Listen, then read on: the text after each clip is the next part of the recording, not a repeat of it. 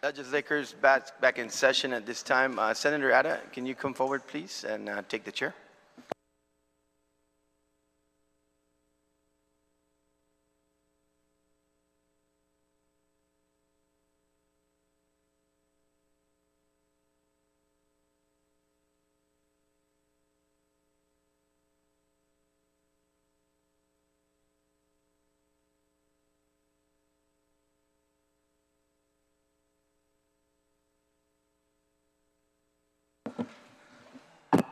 Committee's call back to order. Senator Dueñas, Chairman, you're recognized. Sidus Masi, Vice Speaker, sorry about my error on your title, and thank you for recognizing me. We're going to go straight to it with Mr. Guerrero. Mr. Guerrero, I have a question. I was wanting to verify. Mr. Carlson represented that we are tracking because of the fact that we appropriated an additional excess revenue when we finished the fiscal 25 budget. But my understanding is the way the CRER is coming out is based on adopted levels. Is that correct? Yes, Senator. All appropriations made are basically based on availability of revenues. Right, but specifically when we see the excess revenue that's coming out in this current fiscal year in the CRER, that's benchmarked against the adopted levels, right? It doesn't include the supplemental budget? The excess is determined based on the amount of money revenues collected beyond what is adopted in the Budget Act, yes. All right. And so the adjustment after that, that goes down in the notes on the bottom and the like is basically takes out whatever was appropriated, so that current tracking of 52 million is based on adopted levels, right? You're correct, sir. Okay. So I believe we're not tracking. I believe that your representation is correct, that the way we're generating revenues is based on the adopted level and not because we just appropriated in a supplemental. I don't think that would have added to the total because of the fact that you're basing it on adopted levels. That's correct. I want to go now and address this elephant in the room. In the last 2 fiscal years, did OFB appropriate $16.3 million for Simon Sanchez in the last 4 fiscal years? We didn't appropriate, right? But we did put an allocate. We didn't do anything for the cause, but we did put 500,000 allocation for the Simon Sanchez. Senator, to my recollection, the only appropriation, or actually not appropriation, an allocation we did for the Simon Sanchez is to allocate $500,000 for that project, yes. But not the 16.3 million? No.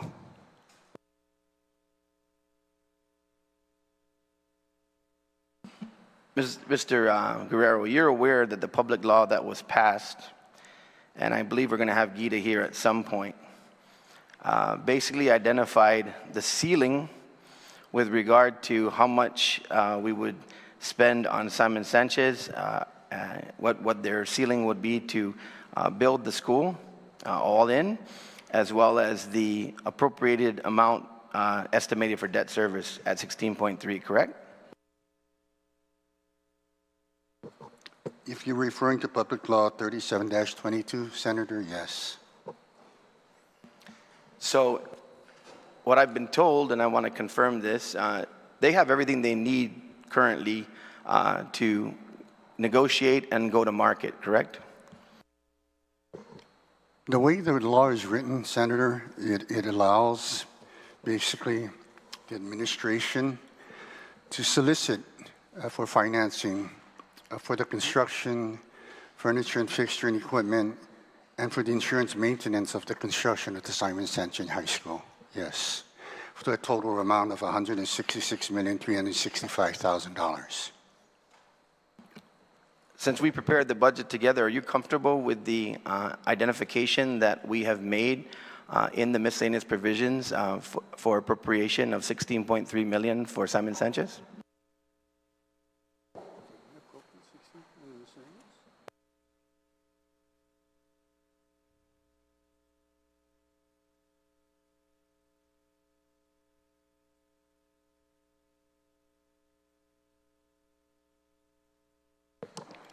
Senator, right now in the miscellaneous appropriation, there is no appropriation for Simon Sanchez for $16 million in the budget bill.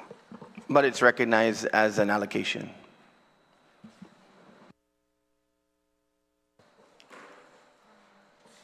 Let me check. Let me check on that. Give me 1 second. Mr. Chair, can we take a recess? We'll take a 1-minute recess.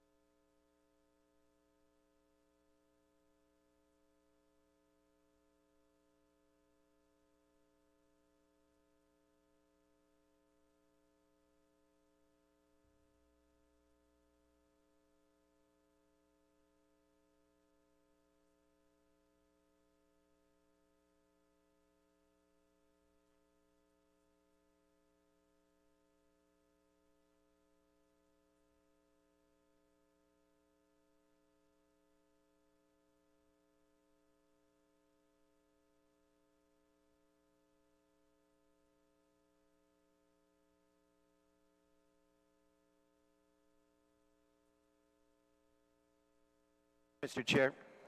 Yeah. Thank you, Mr. Chair. Can we have you read that portion into the record, Mr. Guerrero? Yes, Senator, part of the provision of the governor's transfer allows her to make leaseback payments for the Simon Sanchez High School. So that is part of her authority to use as part of the governor's transfer in the bill. So if the governor says she doesn't like that in the budget and she doesn't want to use her transfer authority to fund it, even though she signed the bill into law that required the appropriation, then are you comfortable that we can go in and just make an appropriation from the legislature? Based on the current balance of the CER, Senator, I believe there is sufficient funds for her to utilize her transfer authority to cover this particular project, yes. But if I wanted to, just because I've held the line on excess revenue, it's got a very, very reasonable balance. If we had to, like I put the rules out in an emergency or for critical areas, we would have a funding source with unaudited excess revenue right now, correct? Based on the available balance of the CER for the general fund, your assumption is correct, sir. Boy, it sure be nice if we had that audited revenue from 2024. It sure be nice if we were starting an audit on 2025, but I guess that's just when be ready to start an audit and even have an audit of 2025, but I don't see that happening.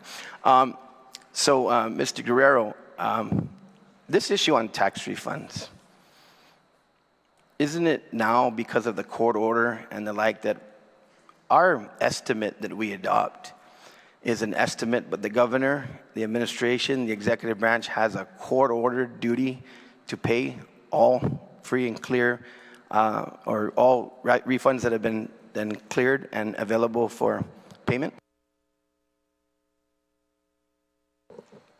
Senator, for what I know regarding the processing of tax refunds, I'm just under the assumption if these are all Class A returns that have been filed and have been completely vetted and completely cleared, then those tax refunds should be paid out in a timely manner.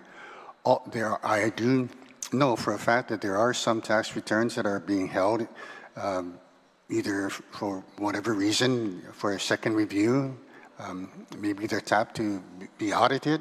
I'm not too sure, but for the most part, and from what the information I gathered, most tax refunds are being processed in a timely manner, which is anywhere from 2 to 3 to a month long. But we're court ordered to do that, right? We don't have a choice. I'm again, Senator, if all these tax refunds are cleared and everything is okay, the T's are dotted and I's are dotted and the T's are crossed, then I don't believe why they should not be paid. Let's go to this. We have never used transfer authority. I surmise, Mr. Guerrero, Director Guerrero, is because we have appropriated so generously. We have given so much appropriation level to the governor that really there's not much of a reason to be in a tight spot, and we continue to accumulate excess revenue. I mean, yeah, of course, in this time, why would you transfer if you don't need it? But I'm sure they have a reserve. Isn't that standard? Maybe 15%, Mr. Guerrero? My experience, Senator, is, and especially when I used to work at the budget office, we would hold in reserve, the budget office would hold in reserve anywhere from 10-15% of appropriations. And the only reason why we do that, it's a budgeting tool, a method to make sure or to ensure that that the government collects revenues in a timely manner. Allotment schedules are developed in the beginning of the fiscal year, normally in October, which kind of schedules out the use of those appropriations by these departments and agencies, but it also that's a very important gauge for the Bureau of Budget to monitor, to make sure that the government is collecting the revenues to cover such expenditures as being allotted. Mr. Guerrero, we've been adopting very generous appropriation authority. Would you say that? Considering, Senator, over the last 3.5 years, the government has enjoyed excess revenues, I can honestly and probably pretty much say yes. I think that's an honest yes, too. Going back once again, Mr. Guerrero, once again, because I forgot this one on the Simon Sanchez. Was the governor's EBR, did it contain an appropriation for Simon Sanchez? I don't believe the EBR contained any appropriation for the construction or for the payment of Simon Sanchez High School. No. So now we have 3 fiscal years that we have not appropriated for Simon Sanchez, even though we're going to have, but it's here now. The governor doesn't want to use transfer, we'll appropriate the money. But now we have 3 fiscal years, basically, whereby it's been neglected. Even though we had a public law that was signed in July of 2024, just before the 2025 budget. 23, just before the 24 budget. 2 fiscal years. Reiterate for me, there was no appropriation for $16.3 million in either one of those fiscal years, and the EBR, that's 3, that there has been no appropriation for Simon Sanchez for $16.3 million, correct? To my understanding, Senator, is correct.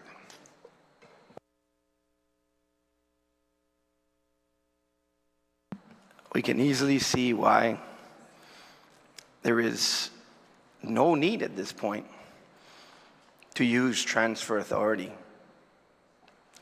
because this government is flush with cash in terms of the capability of cash management and appropriation authority. Mr. Guerrero, I know that you joined me when we first came in to this 38th Guam Legislature with a public auditor. And he made a statement to us, make sure you read the audits. And one of the things that jumped out in the 2023 audit was a $33 million appropriation, not even an appropriation, a $33 million just cash balance turned over straight away for the implementation of the insurance, self-insurance. Are you aware of that $33 million? Because he made that proclamation as one of the 2023 audit findings. To my recollection, Senator, I don't recall ever seeing an appropriation for $33 million. Not appropriation, that the governor was able to fund at $33 million the self-insurance program. If that was a statement made, Senator, then yes, it's a statement made, but as far as appropriation for that, to back up that amount, I do not recall any appropriation for that. You're right, Mr. Guerrero, because you didn't need an appropriation. That's the kind of power the governor has right now with all of this revenue. She doesn't need an appropriation. She can just, with a stroke of a pen, fund $33 million for the self-insurance program. That's how much revenue there is with our appropriation authority, and that this government has been collecting and banking and all kinds of priorities that exist with the governor because the governor can just do it. It's piles of cash just sitting in the room.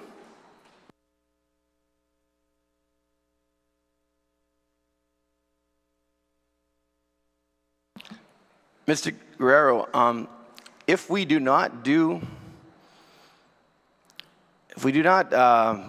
fund the potential BPT rollback with the areas that we found, which includes the $20 million from adjusted tax refunds, which are still adopting $143 million, very, very reasonable, and the other provisions that we've identified to fund it, what happens to that money?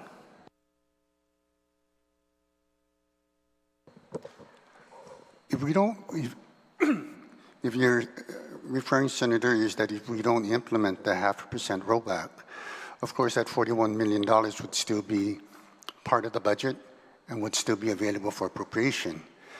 If we roll back the 0.5% like we did, that potential cut in revenues was basically offset by other areas we identified, and still be able to manage to put together a budget to cover the costs of government operations for FY2026. More party time for our friends on the floor. I'm just saying, Senator, we were able to bring the budget, the revenue levels in FY26 back up to par, almost close to the EBR level. Yes. And that's taking into consideration the 0.5% rollback we did in the BBT. Don't give that money back to the businesses, those evil businesses. No, let's have that available for appropriation. Don't be a reverse Robin Hood. That's where we're at. Okay, so Mr. Guerrero, my final question to you. Even with the potential of the 41 million being able to fund the 0.5 tax relief, do you believe this budget right now contains more than enough for the governor to be able to operate the government in fiscal year 2026 with the current adopted levels? Senator, what I will be sure of is that we took the honest, hardworking time to go through this budget to ensure that all departments and agencies' operational costs were met. There's a lot of things, Senator, that I'll tell you now, not just for this year, but on years back, that we all wanted to appropriate, we all wanted to cover, we all wanted to make sure that we had sufficient funds to cover. In the last 3 or 4 years, we had that opportunity. We were averaging about $149 million in excess revenues every year, which allowed the legislature every single fiscal year to appropriate for things that were not part or not even considered or were not even thought of or didn't even come up when we did the budget 12 months before that. So it gave the legislature the opportunity to address a lot of these issues, at which time 12 months ago we didn't even know existed. So that's one thing. The other thing is we need to also be cognizant is that there's a lot of things that are still pending out there that needs to be fixed.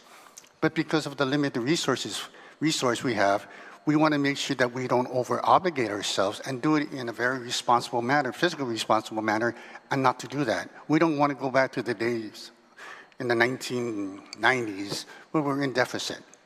So we want to stay away from that. So all I'm going to say is that I feel comfortable that whatever is being presented in this budget bill is sufficient enough to cover the basic necessities of all departments and agencies. All these other issues that are coming up that were not even included in the BBR, in the executive budget requests, I believe, honestly, they should have been. So we could have addressed it. But it came in after we received it. And we already have a finite amount of revenues we were anticipating to collect, which did not include the tens of millions of other critical, vital, important issues we had to address. And some of these issues are still issues that have been around for 20 and 30 years. Education, it's never ending. The hospital, it's never ending. It's never enough. But we have a ceiling, we have a budget, we have a checkbook, and it has a balance. We need to stay within that.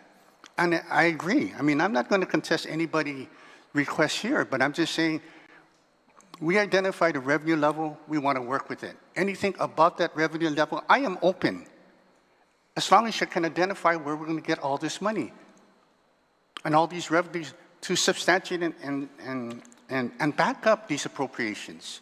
Anything over than what I'm recommending, I don't feel comfortable with. I gave a lot of these revenues categories a cushion. But you're asking me to go beyond that comfort zone of mine, and I will not do that. I've always been conservative, which yield over the last 3 or 4 years, $149 million of excess revenues. Is that a black mark on me? Because nobody in this room would ever imagine we would generate that kind of excess revenues. Nobody here. Because if they did, they would have appropriated 100 million more. But we're sitting here together after the fact, in hindsight, saying, oh, you know what? We're going to collect another 149 million next year. Well, right now, the way we're tracking, we're 62% below what we tracked last year. And we got 3 more months to go, folks. We're not going to get close to that. So if we have this thought that we're going to keep on appropriating, last year, Mr. Carlson is correct. The budget came in at 42 million over FY24. But it didn't address a lot of issues. We had to increase that by another 45 million to make it up to $95 million. Never in the history of government of Guam did we ever increase a budget by almost $100 million in 1 year. Never. But the legislature did it. Why? Not because they wanted to do it, because they needed to do it to address a lot of issues that even today I am still faced with. The same old problems. Education, the hospital, you name it. I can give you hundreds of lists of projects that needs to be done. Folks, I want to help you. But if you're asking me to affix my signature and says there's money to back it up, I will never do that. Because nobody in this room can tell me we're going to generate another $149 million this year. So that's why I'm asking. What we're presenting here, I'm on a limb. I'm going out on a limb and saying this is sufficient. We just need to work among ourselves to figure out who gets the bigger piece of the pie. You can only split $1 so many ways. But it's going to come at the end. When we're all done with this budget session, folks, we're going to walk out of this store, we're going to look at each other and say, oh, great job. But in the meantime, to me, a lot of this stuff was wasted. You know why? Because we already know. I don't care about the politics. That's not my job. My job is to present this body a workable budget, which I think I've done over the last 6 years, and I think I've proved it. We didn't end up in 1 year since I've been in this office in a deficit. Every year was excess. From the 40 to the 60 to the 149 million for the last 3 years. And I implored this body to continue that. You don't want to go back to the days where we're scrambling. We're trying to figure out how we do that. We go in the bond market because why? We need to borrow money to cover operations. Never. That is a golden rule you do not do on the bond market. You do not go out and borrow money to cover operations. That's for capital improvement projects, long term, because why? You have a long-term period to pay this back. Operation, you borrow $100 million to cover the deficit. In the next fiscal year, you're going to incur another $50 million. Could be. So that's why I'm just saying, you asked me, Senator, if I'm comfortable with this. I am passionate about what I do. I can support everything I put out. But anything above that, Senator, I won't be able to do it because why? I can't support it. But I'm not going to stop you folks from doing it. Help me put this budget together. I'm ready to do it.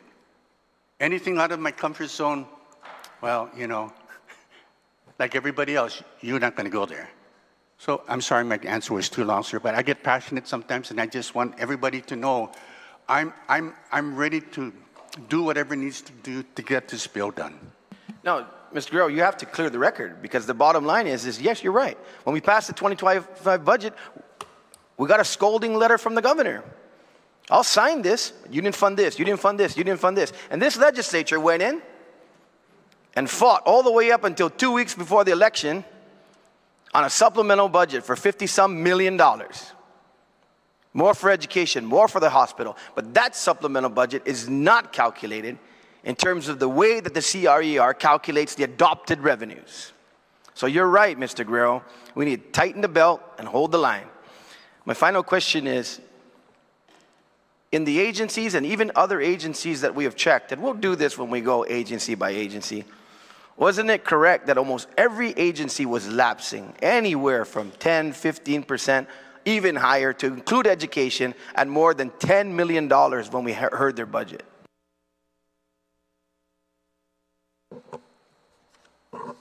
Senator, if you look at the FY24 CER report as of September 30th, it will show that the whole list of expenditures incurred by the administration. Although at the end of the total general fund appropriation with FY24 shows a negative $3.6 million. If you look at the details of the report, the majority, and I was close to honestly say maybe 95% of the departments and agencies actually lapse in their appropriation. Where the big ticket items were that caused the government to run into shortfall are all the other miscellaneous appropriations that either we added on after the budget or is in part of the budget, but these are items that we normally don't address or is not included every year. They're not annual appropriations, but they're items and concerns that we have to address that fiscal year, which grows the budget every year. But if you think about it, if we were able to keep the agencies at a status quo and only authorize the true organic growth of these agencies, we would nowhere be close to where we are today had we done that many years ago. But I also realize I take into consideration the adjustments like pay raises and other things that we need to be concerned about. That's what drives up basically the fixed costs of government of Guam. Anything that's not fixed is variable. We can fund it 1 year, we don't have to fund it the next year. It's really up to the government. But when it becomes fixed costs, we have no choice. We need to fund it. And when that fixed cost grows, I mean really grows, we have no choice but to fund it. But the bigger picture, Senator, and I'll tell everybody else, does the government have the ability to sustain the growth? If it doesn't have the ability to sustain the growth, then we have no business growing the government. We cannot assume that we're going to get another $149 million and appropriate another $4,900 million only to find out we didn't collect it. So, yes, Senator, to what you're saying, you're correct. If you were BBMR right now and the governor asked you to transfer money to an agency that was lapsing, would you do that? This is a hypothetical question, okay? So if I was director of BBMR, I would advise the governor, say, Governor, just to let you know, this particular department has lapses. If you want to transfer into the department to cover particular project, a particular concern, or an outstanding obligation which goes beyond the lapse, then maybe yes. But to tell the governor, we want to transfer, say, $100,000 into an agency that's lapsing $200,000, I would be remiss by not telling her, says, no, we shouldn't be doing that. But again, that's just my opinion. Then that's why. I don't need a transfer. Most of my agencies are lapsing. Maybe their GG1s aren't going through. Maybe they're not buying their supplies. Maybe they're not buying their materials. But there's plenty cash. Mr. Guerrero, is this a big, ugly budget that you put together?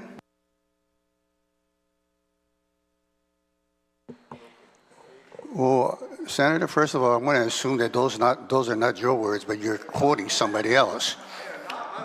Not my words, sir. But for me personally, I think it's a big. Well, I mean, I think most people know that I'm associated with the Republicans, but it's a big, beautiful piece of work. Okay. How's that? Thank you, Mr. Chairman. Yeah, there's a lot of piece of works, and you're going to see it on the floor. Jesus Masi.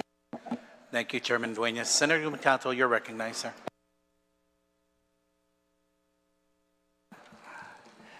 Thank you, Mr. Chair, and thank you all for being with us today.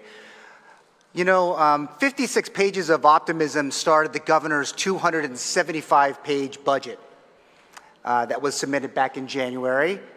But, Mr. Carlson, your letter yesterday, not so much. Improving the planning, programming, and budgeting abilities of the government through proper research and recommendations on all aspects of operations. That is BBMR's role in this process. And can I ask, is the governor aware that you wrote this? Did she read this before you submitted it to the legislature yesterday? Your cursory review, for the record. Senator, can I make a point? No, I just asked you, did she in fact review this document? Cool it? I don't have any grudge with you. I'm just asking a question. Thank you. Mr. Carlson, did the governor of Guam review this? She read it. Okay. She was briefed on the notes before I had this transcribed. That's not what I asked. I asked, did she read this letter? She has a copy of it. No, I did. Okay, she has a copy. That's fair.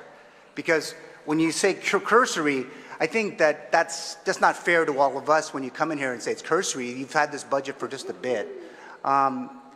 If your role is year-round to help the line agencies improve their planning, their programming of the things that they need to serve the people of Guam, and the basic budgeting abilities of the government agencies through proper research and recommendations on all aspects of operations, attached to things like, well, this budget, did you advise all the agencies to support the mandate of performing their respective FY2024 audits to be able to help prepare this budget ahead of all of these deliberations? Again, your role improving the planning ability of the executive branch. When we put the executive budget request together, we look at the requirements, the planning, the initiatives that we can get support to fund from this body, and we put forth a proposal, which that's what the EBR is. It is a proposal for the executive branch. It doesn't include GMH, it doesn't include UOG. It's specific to the executive branch. So yes, we take into account the needs, wants, and we've worked with you guys. And the good chairman here, I gave the body kudos yesterday for working together and providing budgetary resources that have resulted in being able to run the government very efficiently, to make sure that the recruits for the public safety agencies are funded and that they're brought on board. It's a collaborative thing, and we're sitting here because there's politics involved, and as me and Mr. Guerrero would like to say, we'd like to be able to like present something to you. Yeah, I work for the governor. He works for Senator Dueñas, but we talk a lot. So if you're gonna like sit here and try to take pot shots at me, first and foremost, I don't believe I deserve that because I gave this body a lot of accolades yesterday. If it wasn't for the budget that was passed, we wouldn't have performed the way we did. I don't take credit for that personally. I don't believe the governor takes credit for that personally. I think we should all share credit. And let me make a point clear about the chairman's opening remarks. $149 million last fiscal year, I said we took up the slack, and they both concurred that we appropriated $95 million more in 25 than in 24. So we're tracking not at the 24 level because we increased the budget by $95 million. So since we're tracking $50 million more, I would submit that we're still doing very, very well. We're not tracking at the 24 level because the 25 level is $95 million higher. Okay, let me, I'm just going to cut you off because I get, my colleagues, they have questions too. Again, let me re-ask the question. Have you been an advocate for the agencies of the executive branch to complete their FY2024 audits and to cooperate with the Office of Public Accountability? I don't get involved with the audit aspect of the government of Guam. That's Mr. Burns. So that's not a planning, you don't plan that way? You don't help that way? The way we plan, sir, is prospectively. The audit is something where there's a look back. Okay, that's fair, but I asked, did you advocate? Were you able to help get them, nudge them? I know the guy next to you has a better answer, but I'm asking because this is not just a one-way street. And so I ask again, did you help advocate? I help advocate for what it is that they bring to my attention that they need, whether it's from personal observations, from stuff that has accumulated over the years and has warranted a level of attention, or if it's because of an audit, so like our friends down here at Rev and Tax. There's a lot of things in the audit that basically refer to things that they would like to see improvements on. So yes, we try to implement those things into the budget and the working plan for the different agencies. Okay, thank you for that. In your letter, you wrote that, quote, reduction of the provision for tax refunds may have been understated. Did you get U.S. Treasury guidance on the child tax credit and additional child tax credit that may have influenced your statement in this document at all? No, what we did was we took a look at the big, beautiful bill's provisions for the standard deduction increase, as I said yesterday, and we came up with a $8 million additional income tax hit for single and joint filers because of the increased standard deduction. So what you told us on the record yesterday is that these figures to help plan for the new fiscal year is less significant than it actually is. Could you repeat that, please? Again, so you told us on the record yesterday about the child tax credit and the additional child tax credits, that on the record you said that these figures to help us plan for the new fiscal year is less significant than it actually is. I don't necessarily recall that. I think what I said, sir, was that we never got the EITC and the child tax credit until recently. That $90-some million injection until the government's operational requirements has been a very, very welcome thing. So our local portion is here in the provision for tax refunds, and it is like not even a third of the entirety of the funds that we have available to pay tax refunds. That's what I said. Okay, with respect to BBMAR's comments that the suspension of the rainy day fund could not have come at a worse time, and as a follow-up to my inquiry during the July 3rd, 2025 Special Economic Service meeting, what funding sources were used, and any one of you can answer, were used to cover unpaid obligations in the current FY 2025, including but not limited to $2.9 million in unbudgeted expenses for the next-gen E911 emergency reporting system, $229,834 for software and equipment for DRT's driver's license and ID processing, where the vendor had to file a claim against the government of Guam, and the Guam Homeland Security Office of Civil Defense Disaster Local Area Network, or DLAN. I'll answer the first one with the Please. fire department, because I did actually answer that question for you at the SES. The fire department was able to take within their budget. They didn't believe that they had the wherewithal. We did our forensic analysis that we're supposed to be doing. And to be honest with you, I never thought that the 20 recruits every year was ever going to amount in any public safety agency to a reduction in overtime. Well, guess what? It did. So the fire department had the wherewithal this fiscal year to pay the title contract, and we made those payments from their funds. We didn't have to transfer money, and at the same level that is being included in this bill today, which I don't have a problem with for the fire department, there should be the wherewithal for next year to be able to pay for that E911. So again, thank you to the legislature for funding, in this particular case, the fire department's needs to a point to where an unanticipated contractual obligation very near and dear to all of us was able to be handled internally. Thank you so much. Mr. Byrne, with respect to the self-funded health insurance program for FY 2026, how was reinsurance or stop-loss coverage procured? And how exactly did the procurement process help ensure transparency? Confirming the services to be provided and paid for was openly evaluated by the government, and the competitive bidding process was not circumvented. This has to do with the government insurance policy. Yes, Senator, thank you.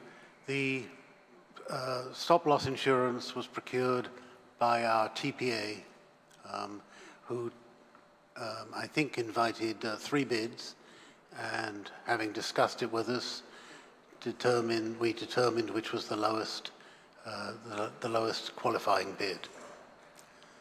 Unfortunately, the government cannot obtain stop-loss insurance by itself. The government is not an insurer and therefore cannot take secondary insurance. However, we are trying to work on that and put together a plan whereby that will be available, and we will be able to follow normal procurement procedures.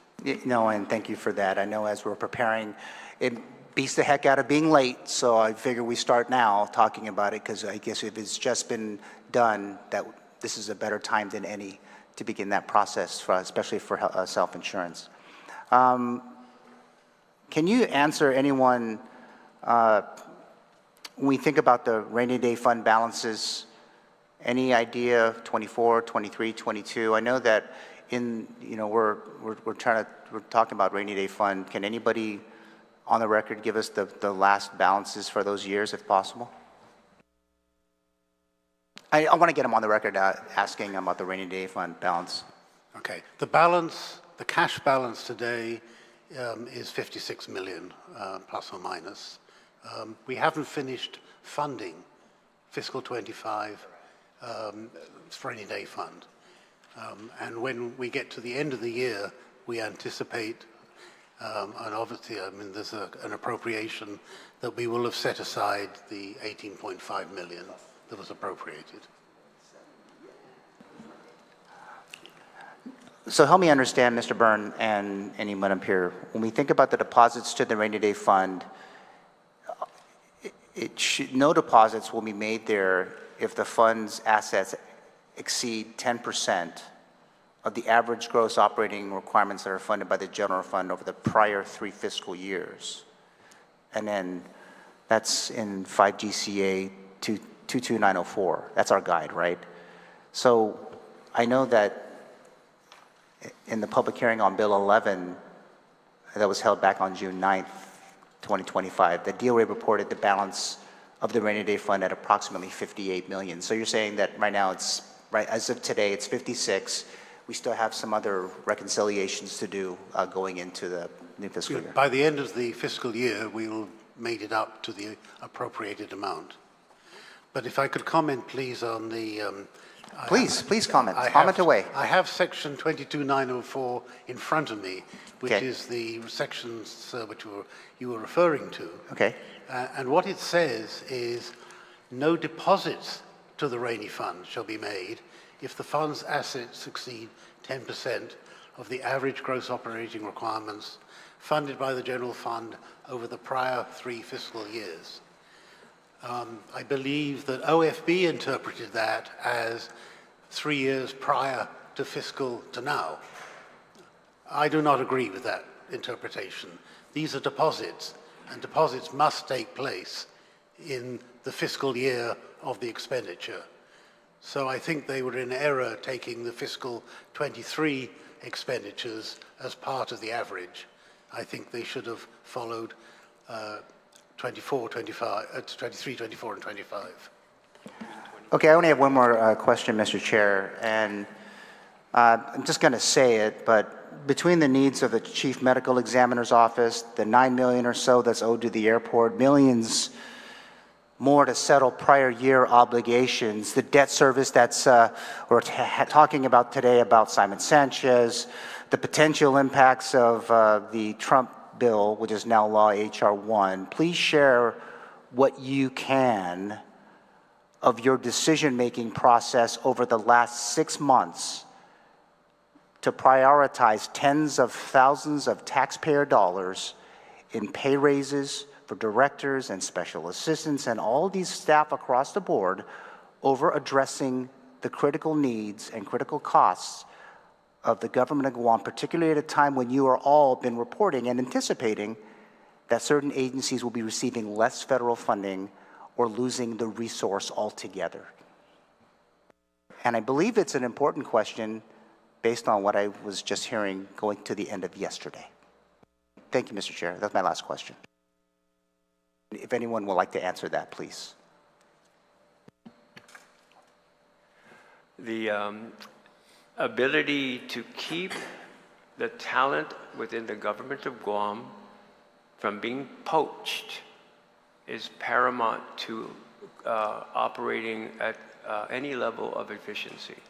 I have had personally 2 people that have gone to waterworks. I've got 3 people. These are trained budget analysts that went down to the port. I had one guy who left off island. Unfortunately, I've had 2 deaths. But it's very difficult for me, and I only have a staff of 16 people running all the mandates that you guys give me, including on the hand if I don't, submit a report on time. We do our level-headed best. I'm very proud of the work that we do, and I believe that adequate compensation is necessary for the retention of talent. I don't look at it as wasteful government spending, because when you have to replace somebody who's spent years in your organization learning and being an asset, then all of a sudden they have to look at what it is that they need for their household and make career decisions that have them looking at other job opportunities. I need to be able to defend keeping them here.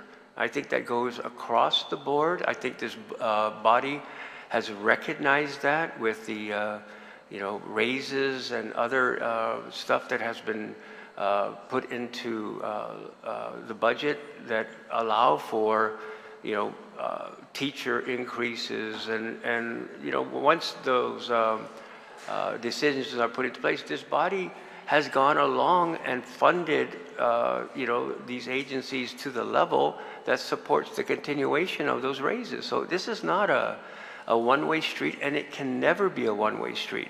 If there are upward adjustments in a department's salary because of long overdue and well-deserved increments, and if there's an across-the-board pay raise, and the body then subsequently in the next year provides the funding to continue that, I look at that as a partnership. I don't look at that as somebody strong-arming the legislature into doing something, especially when we have the wherewithal in our very strong economy to pay our people what they're worth. That's how I look at that, sir. And Senator, if I could add to that, recruitment is expensive. Retention is the better option. It's cheaper. So following what Mr. Carlson says, if we can keep the people that we have, that's a huge step towards not only keeping the government going, and the government going economically, and the government going and able to manage the very big problems, some of which you've heard about a few moments ago, then we would certainly need to make sure that we match market prices. All right, thank you so much. Thank you, Mr. Chair. Masi, Senator Gumatato, and for the record, my friend, you mentioned yesterday that it's had been less cordial. I don't agree. I've communicated very well with you, so. Senator Barnett, you're recognized. Masi, Mr. Chair, for the opportunity to speak and also ask questions of the panel. You know, one of my colleagues in the opening on the bill had made an analogy that this bill is very similar to a husband or a wife giving their significant other the rent money. Here's the rent money. But out of that rent money, you've also got to pay the car payment. You've got to buy groceries. You've got to pay for our health insurance. You got to pay for the car insurance. School just started. So I think it's very interesting that this, they purport that this budget, the shortfall is only $5 million, when the whole reason why we're having these conversations about the impact of these agencies is because they're choosing to prioritize tax discount to these multi-million dollar corporations. And if that wasn't the conversation, we would have that $40 million to address things like Simon Sanchez debt service obligation, to address things like the construction of a new prison, to address things like the potential shortchanging of our people's tax refunds. And so I think that's, for me, the most interesting thing is that we're talking about agencies who are getting status quo budgets or worse, budgets with no anticipation for organic growth. And we're making these arguments that we've got to cut. And the whole reason why we're even entertaining this discussion is because my colleagues have chosen to prioritize, again, this tax cut for the biggest of the biggest corporations, which I don't believe is as urgent as they make it out to be. You know, the entire conversation about the BPT cut was that there are struggling businesses, and I agree there are businesses that are struggling on Guam, but I believe that they're currently enjoying discounted business privilege tax. And I know that we have colleagues in here who are going to proffer amendments that would more sensibly apply the business privilege tax discount. You know, one of my colleagues had talked about planning and research, and this is something that we should definitely have planned for, instead of you know, sticking this thing in the budget and forcing us to deal with a lot of these shortages. So I don't want to start on Simon Sanchez. You know, the author of the bill, I mean, you read the budget forwards, backwards, sideways, you hold it upside down. The simple fact remains is that the students, families, and stakeholders of Simon Sanchez High School are being shorted by this budget bill. And that's just the facts. There's no appropriation. There's no money for Simon Sanchez debt service obligation. And that money wasn't appropriated because we just passed the law last year that set up this whole scheme that moved things forward so that we can finally break ground in the new Simon Sanchez High School. And that's, in my mind, I'm kind of struggling. Why would we pay so much lip service to the stakeholders and the families of Simon Sanchez, and then not only put them on the back of the bus, but put this project even further on the back burner? The law was passed in 2024, Senator? 2024, yeah. Thank you, Mr. Chair. Yeah, it's 2025, that's last year. So 2 fiscal years ago. Thank you, Mr. Chair. But no matter what the chair says, the fact remains there's no money for Simon Sanchez, and that's absolutely the fact. So I don't know who up here can answer it. I've spoken with DOE about the need for this money to move forward on the groundbreaking and everything that we need to do to finally begin the construction of the new Simon Sanchez. So if anybody from the governor's panel can speak to the need for this $16.5 million. Okay, so thank you for that opportunity. I have been very open with my friend here in at least 2 public hearings. What I said was we have an authorization to be able to go out to the market and get the funding that was approved, as he mentioned, 2 fiscal years ago. And what I've said publicly to this body was that the cost of construction has gone up, and the authorization is still the same. We could use that $16.3 million to mitigate the rising cost of construction. I never said we can't go forward with the authorization. The passage of time, the increase in costs, I would like to mitigate that. I asked if the chairman could include the cash, not the authorization, an appropriation to offset the cost of construction. And also, this is a 2-year deal. We proposed the legislature at the time that the bill was passed that we're going to need 2 years of capitalized interest.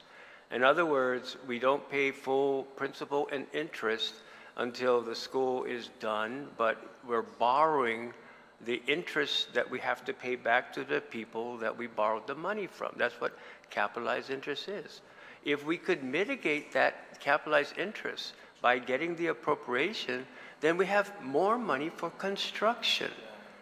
That's what I've been saying. I never said we can't, it's at a standstill, we can't move forward, but the passage of time requires, if the body so desires, to provide the funding to mitigate the rise in construction costs, or to provide funding so that we don't have to pay the capitalized interest with bond money. We would have that money to use, and there again, the result is more money for construction. That's what I've been asking you guys to do. Very nicely, very consistently. I've never said we can't move forward without it. And just to be clear, the Governor's Transfer Authority doesn't have a dollar amount. It just says transfer for Simon Sanchez. So, I mean, is it $1? Is it $2? Is it $16.3 million? There's no specificity in it. So it's nice that if she could, she can, but we don't want to run afoul of you guys. What is it that her limitations are? It's not really spelled out. But we would really like, and the project could benefit with the legislature's inclusion of the $16 million that we've been asking for. And for the final time, don't come back and hit me up that it wasn't in the EBR. I've said it time and time again. The RFP didn't come out until like March or April. The EBR came in January 31st. So I'm not Kreskin. I'm not going to sit here and put a budget bill together ahead of the RFP. That wouldn't be right. So look, it's not there because the RFP never even hit the street. Thank you, sir. Thank you, Mr. Carlson. Well, I don't understand the logic that's being put forth here that, we haven't appropriated it last year, we haven't appropriated this year, so we're just never going to appropriate it. I mean, it's our responsibility as a legislature to appropriate that money and not to take $40 million off the table and then expect the governor to search couch cushions and stack up pennies for a transfer authority to transfer from agencies that are already getting status quo budgets or even status quo negative. It just doesn't seem like there's a lot of cash to move around for that. I wanted to also talk about with Reverend Text and Mr. Carlson, in your testimony, you talked about the reduction in the business privilege tax benefits only the top tier businesses. And I don't know if Ms. Lizama can, because people, when I talk to them, they don't have an idea because of the way that this BPT discount was marketed by all of the players who are supporting it. I don't think people really grasp just what kind of corporations we're talking about who will be receiving this 0.5% discount. And so when I was talking to just some constituents, stakeholders, they were actually very surprised that a lot of the narrative was that we're doing this to help the small businesses, but the fact is this will benefit businesses that are doing very, very well on Guam. And you know, the author of the bill talked about in his opening that this BPT reduction means Guam is open for business. But I think if my colleagues actually look at the numbers will show that we have very, very, very many very, very, very successful businesses here on Guam that are doing very, very, very well. And I think that should be a sign that we are open for business, that you can come here and you could be one of hundreds of businesses, hundreds of corporations that entertain millions and millions of dollars in profits. So it kind of seems to me like the pastures are pretty green here for these corporations. And I think people have a hard time grasping just the range of profit that we're talking about. So people think, and it was even said, I think, in one of the public hearings from one of these senators who support it, they said, oh, there's like 8 or 9 businesses that make above $2 million. So Director Lizama, if you could just really dive into like the range of this and who will benefit. Sure. And I have to preface this by saying that when we pulled the data, we were pulling it in anticipation of a response to Bill 90-38 on the LEXP, the limited exemptions for certain small businesses. And so you're absolutely right. It's not small numbers. Businesses that are making more than $2 million, and this again is just a snapshot of when we had pulled it, 680 businesses or taxpayers. And so it's not, again, it's not the small numbers that everyone believes it to be. And that is the data that we have here. Thank you. And I don't know if we could provide that, if you're able to provide that to the senators here, but I'll go ahead and I kind of broke down the numbers for you, Director Lizama. So when you say there are 600 something businesses that make above $2 million, just to provide a further breakdown, there are 204 businesses that make between $5 and $10 million. There are 97 businesses that make upwards of $10 million to $20 million.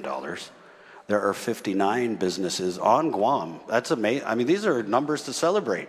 That means that it's working. People come here, they do business, and they do very well at it. And that's why I think doing business on Guam, if you look at the profits, it is absolutely a privilege. And then we have 32 businesses, corporations that make upwards of $50 million to $200 million. 32 corporations that make between $50 to $200 million. And then we have the big 6 making upwards of $200 million to $500 million. And so just again, to my dear people of Guam, when we're going to prioritize, and that's what I mean, thank you for the shout out on the reverse Robin Hood, by the way. That's what I'm talking about.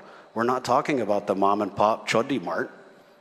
We're talking about very successful businesses who are currently enjoying, if you do the research, a rate of 5% when you compare that with other places. Not too shabby. Not too shabby at all. And so I think people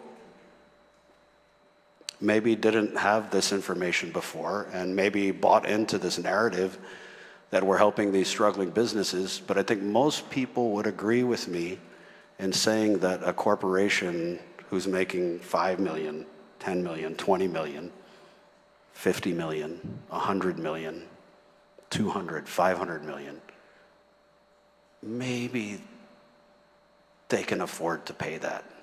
And maybe we should prioritize our people's tax refunds. Maybe we should prioritize our public schools with Simon Sanchez and assisting them with the construction. Maybe we should also put away money for the rainy day fund. We would be able to do all these things if we were not prioritizing this tax benefit that I think I've shown is really going to benefit, frankly, corporations that don't need it. There's no urgency.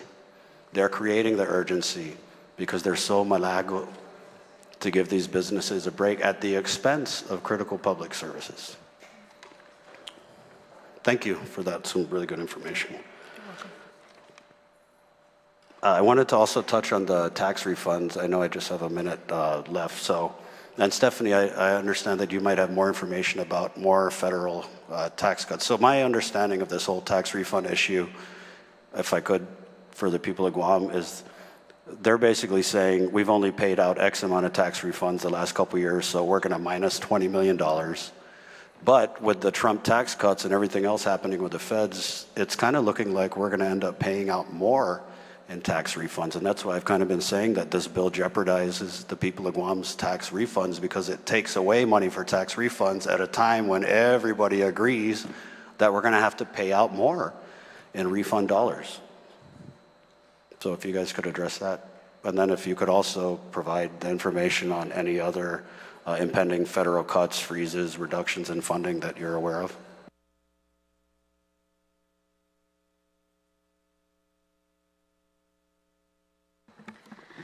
Yes, Senator, thank you for that. As to additional information that we received yesterday from the Bureau of Statistics and Plans, they informed us that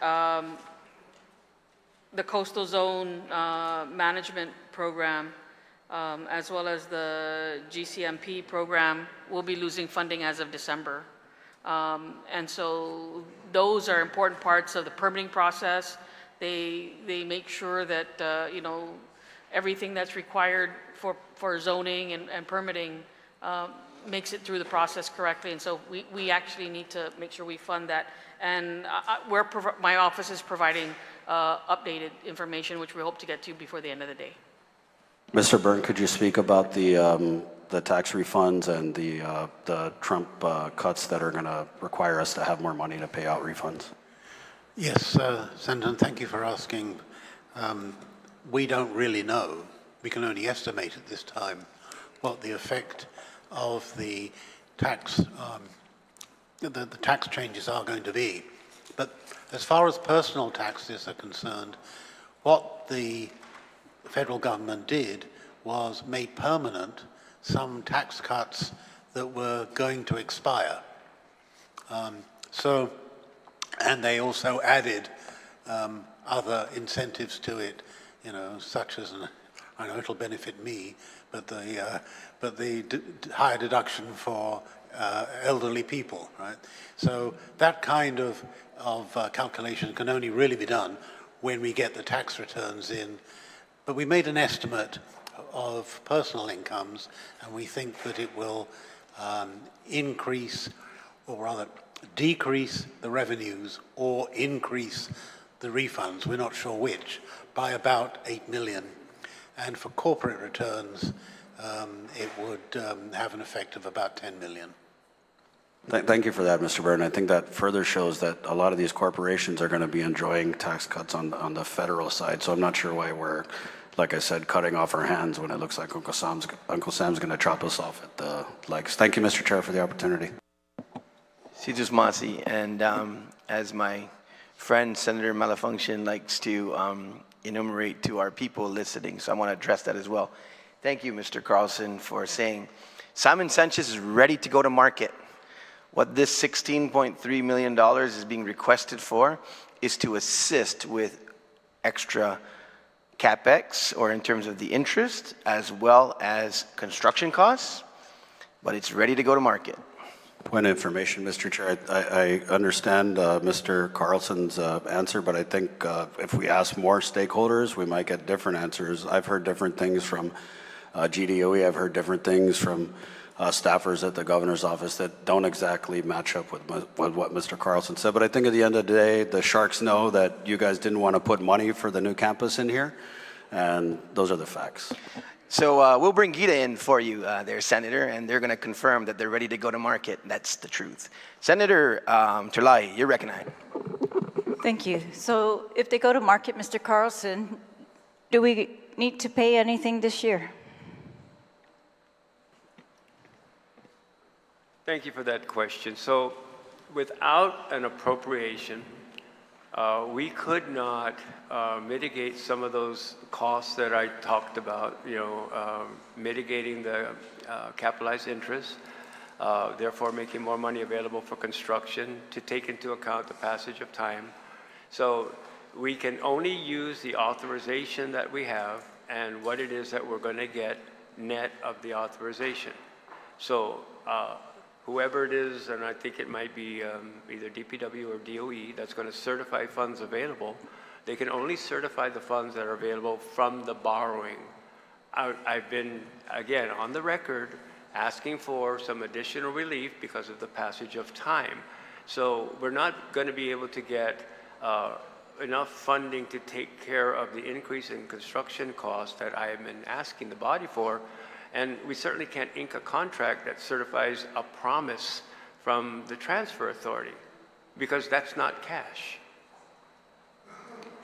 Sorry, can you just say it again and very simply, is DOE going to have to come up with any money, or GIDA or government of Guam this year for the Simon Sanchez, or only if we want to get it at a reduced price? What we got authorization for, I believe the net amount for construction is in the $140 million range, but we have to also take out FF&E costs and 1% contribution to the arts. That brings the construction cost down to about $132 million. And that's been the number ever since the authorization was provided. We're trying to see whether or not we can get an increase so that we can get more construction. So if we have to go to the market and we're guided by the authorization and nothing else, we'll do that. It's not desirable, though. All right. So it's desirable, but you're saying we don't have to pay anything this year on this? What about next year? We do if we're, let's just say we conclude negotiations, because we're in negotiations, in 30 days, right? So it'll take another 30 to 45 days to get the documents together to be able to go to the market. So, conceivably, we could be in the bond market to get the funding for Simon Sanchez like October. But that's all we can negotiate with. It's the authorization amount that we believe that we'll be able to put into the project fund. So I can't, even though I've been asking, I can't go above what it is that the authorization is without legislative support and an appropriation.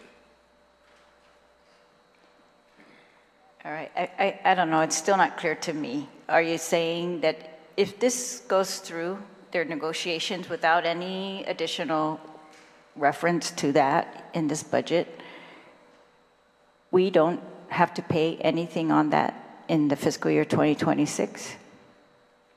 The authorization would allow for us to be able to get a school that is sized at authorization from a few years ago, which is not what I believe we want. That's why we're asking for... Right, but I'm asking about the payment. When's the payment due? The payment, we have authorization already for what it is. And again, it's like you're buying a Corolla and you're not buying, a Lexus. Bad analogy, but again, you're going to get less of a campus. So you're saying we never have to include it in our budget? The Simon Sanchez leaseback payments? We're never going to... You are going to have to once we actually incur the obligation. Just Which like is JFK, when? After we incur the obligation, just like JFK, you'll see in every budget Right. a request. So I'm asking you, are we incurring the obligation in FY26? That's my question. When are we mandated to start paying? Next year. 27. All right. Thank you. So the Finance Committee Chair suggested that there's extra money not obligated in this budget that will be used for health insurance, could be used for Simon Sanchez and for tax refunds. Is that correct, Mr. Byrne or Mr. Carlson?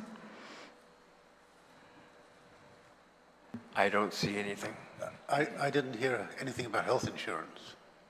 He said that we've been paying health insurance without making an actual appropriation for it. I'll clarify that because I made the statement.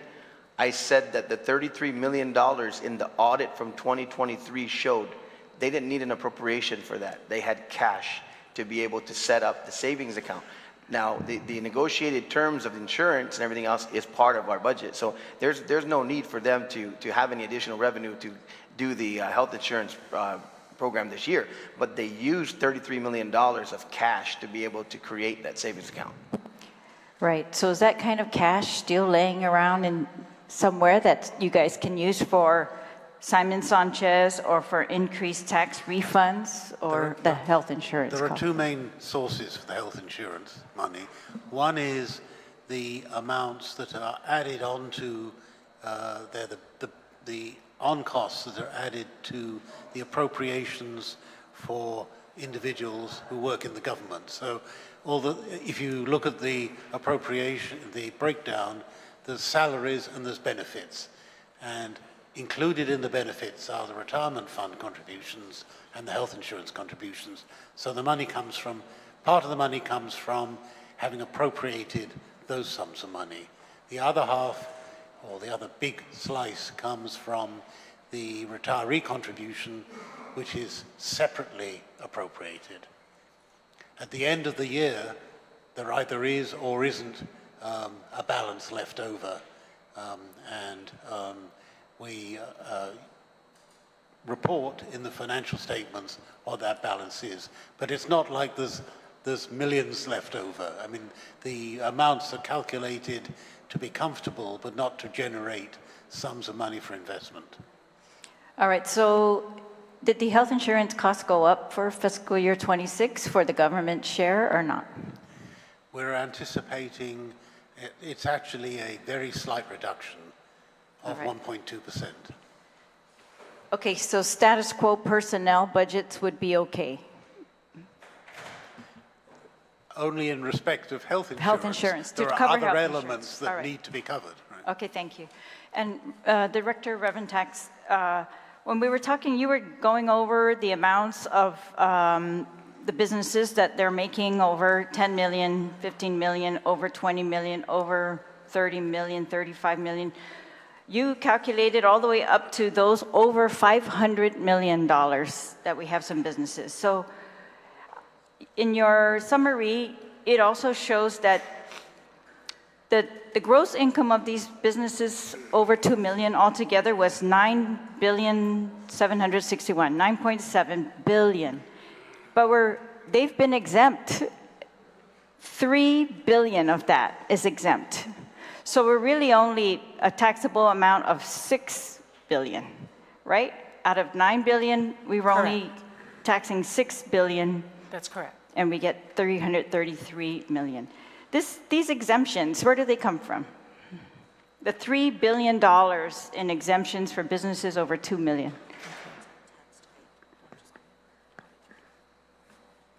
Exemptions, I believe, are listed in Section 26203, probably. Of the so code. It's varying. You're talking about the depends on tax code, right? And the code Yes. that GCA in laws passed by the legislatures passed, they've given huge exemptions to businesses, even those in the very, very, very high tax brackets. Correct, from Dave Santos to Lexby to just the exemptions above the line. Yeah, so that's, again, deduction. 3 billion in exemption. I just wanted to put that on the record. That's huge to me, that they are also entitled to the exemptions.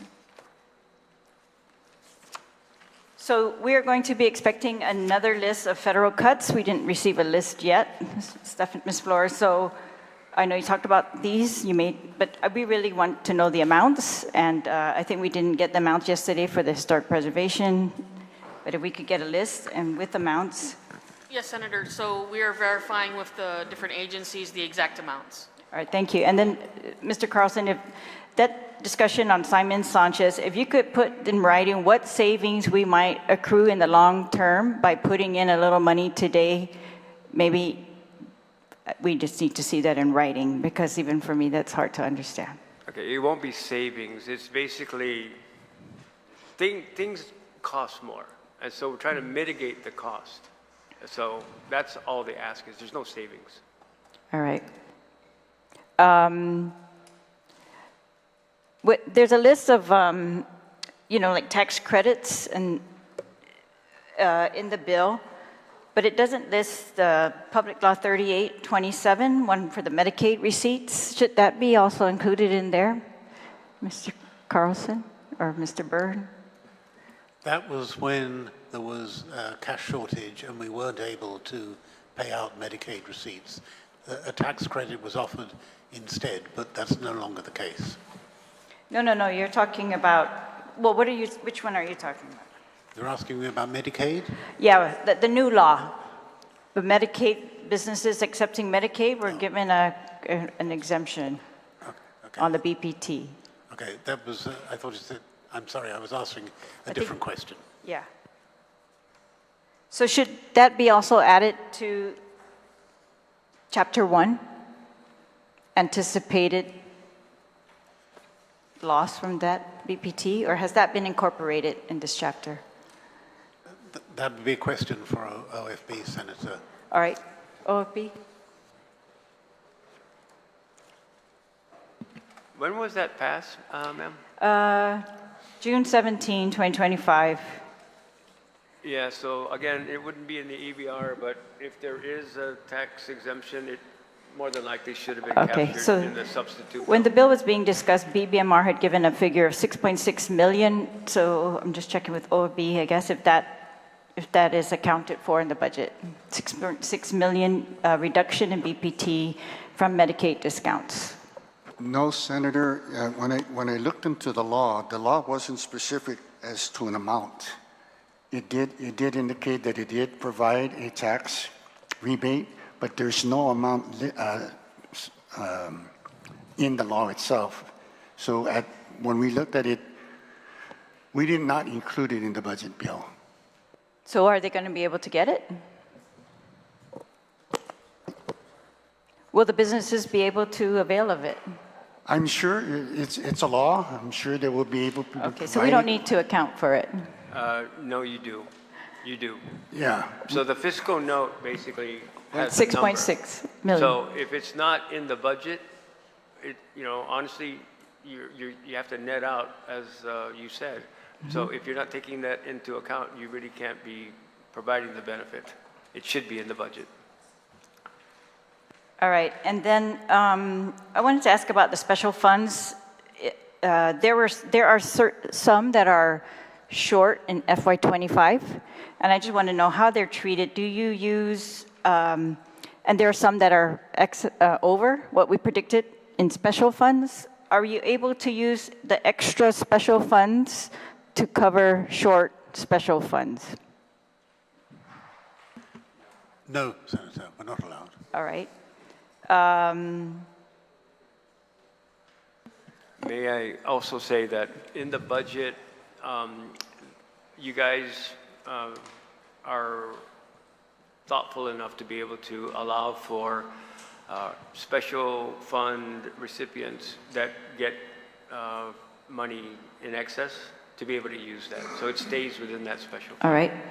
That's probably what's intended. But there are some funds that we're tracking short or are tracking short for FY25, yet we've increased them for FY26. And I guess I'll get into those details later. But for revenue tax, what is the status of the real property tax revaluation? Because in this bill, it calls for that again, for a reevaluation of real property taxes. So the revaluation is ongoing and has not yet concluded. And I believe that in that the bill, it's just a provision, but we've already on our side, we've already encumbered the funds needed for the project. So the contract's already in play? Correct. And so we don't need to authorize it again? Correct. All right. And can I ask OFB if they've included or accounted for changes in the TEF based on the new values that might be expected? When do you expect the new valuation to be completed? It was slated for a year after, the signing of the contract. And so while we had hoped that it would come by the fall of this year, the reality is we've encountered some delays. And so I actually don't have, while we do have monthly progress updates, I actually don't have an actual end date for that. Most of the sections have been completed, but there are some that are still being worked on. When is the 1 year? The 1 year, I believe, the maximum, I believe it's February. I could be wrong, but we were anticipating, hopefully getting it done Upcoming before that. February? Before that. All right. Correct. So OFB, that's February, I guess, if they're going to be reevaluated by then. Have we accounted for any of that in here, in the budget or not, in the revenues? No, Senator, it wasn't. All right, so TEFF is showing a $6,000 increase, but it's tracking right now below what was anticipated for FY25. How do you account for the 6,000 increase? Senator, what we do is when we do the projections for all these, we take basically, like I said, an average. We normally use the last 3 years average. And if the average is showing that, there is a percentage increase every year, we take that then into account. So although this year it may be slightly below the average, because some years it's higher, some years it's lower, but when you take the average across, it kind of equates out to a number that we feel satisfied, that we feel okay with going forward. And the amount is nominal compared to what it is today. So we anticipate that next year, like everybody says, it's a robust year, things are going to get better. So we think you'll get back up to at least the average collection. All right, and then we talked about GMH and the pharmaceutical fund. They get a portion of the BPT, business privilege tax. So are they being remitted the full 6.19% or only what is appropriated to them in FY25? By law, Senator, 6.19% of the BBT is remitted to the Guam Hospital. Whatever that amount is what is remitted to the hospital. Regardless of what the appropriation amount says here? Well, when we talk about appropriation amount, if you look at the set aside in the revenues, that's exactly how much we remit to the hospital. What we give them aside as an appropriation, that normally is maybe on top of the BBT. So whatever we give them in the pharmaceutical fund, we'll give them also in addition as a separate appropriation, not necessarily from the But what if there are excess revenues? When the excess revenues come in, do they get a portion of that as well? My understanding, the way we calculate 6.19 is based on the appropriation in the Budget Act. Anything in excess of revenues, historically, we have not been remitting to them. Mr. Byrne, do you agree? Yes, I do.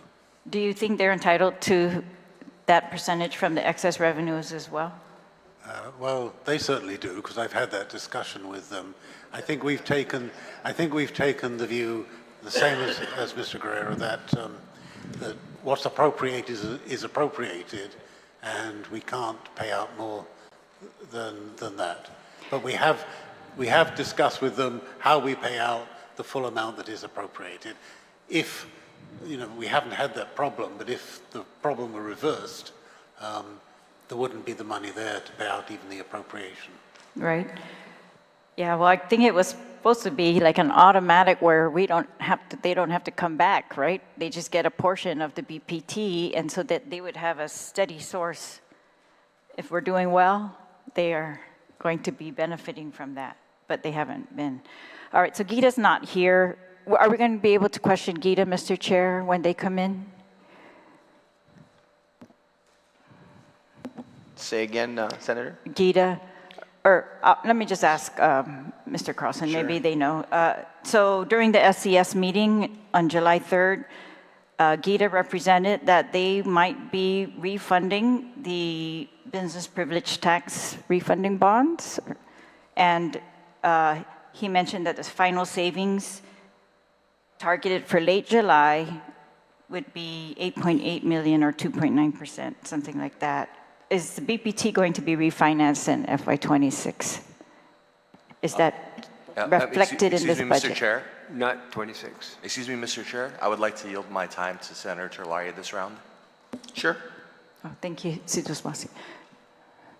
Sorry, not in 26. Not in 26.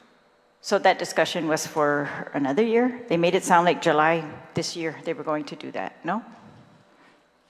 Yes. All right, so that's nothing for us to pay attention to anymore. No, that's not what I meant. Oh. What I meant was we actually did refund the bonds. Oh, did already? Yeah. All right, so where did the savings go? Hasn't gone anywhere yet. We haven't closed.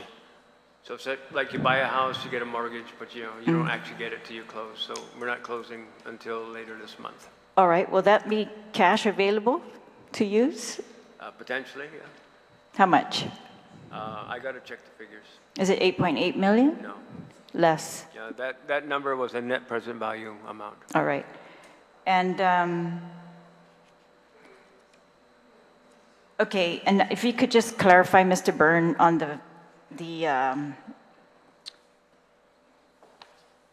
your discussion on the increases in taxes. So you said you've estimated 10 million in corporate and 8 million in individual that we have not accounted for in the budget, that we only found out because of the bill passing Congress after you submitted your budget. So that 18 million should be placed where, should be accounted for where in the provision for refunds. You're saying we cannot afford to take away 20.8 because we need to account for 18.8? It's either, it's a reduction in taxes, so it'll either be a increase in the refunds if the taxpayer has paid into their account, or it'll just be a reduction in the amount they pay. In the withholding? No. Well, yes, for individuals it's probably withholding, but for corporate it's a separate it's a separate payment. So, but is that 18 million, not 12 million? Because yesterday you were talking about a 12 million. That was a different issue. Oh, that's the rainy day fund. No, that's the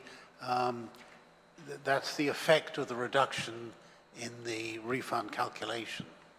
What I was saying was I didn't disagree with the gross amount of the refund calculation, but I did disagree with the offsets to that because we're actually claiming back less from the federal government than was proposed in this budget. All right, so what do you recommend we change in this budget bill to account for that $12 million difference and the 18 million that you talked about earlier? You have to consider that that's going to be a reduction, a potential reduction in revenues. But can you point to a particular line? What literally do we change in the bill to account for those things? Well, as I say, it's either a reduction in income and corporate taxes, by how much? Or by the 18 million, or it's an increase in refunds of 18 million. Okay, 18, and we don't have to put the 12 anywhere. No, the 12 is I think is an additional amount. Yeah, where should that go? I'm trying to. That should be, so that should be so the provision for refunds should be increased by 12 million just for that. Okay, so that's 12 just for that. Yes. And then 18 as well? The 18, yeah, that's a judgment call. We've made a judgment as to what the amount is. I don't know that this budget has made any judgment. 12 plus 18 potential, right? And if we don't fund, or we don't set aside that much, what happens with the refunds? Are you still able to pay them? That's kind of what was implied earlier. Well, the refunds, as you can see, are a large number, but as we get through it, there's going to be a point where the money will run out. Pardon? as we get through paying them, because Revenue Tax has done a really good job of, although we have a court mandate, the court mandate actually says you have to pay them no later than 6 months after the tax year end. But actually we're paying them out much quicker. So as we go through these payments, when we get to the limit here, that's when the payments will have to stop. They will stop.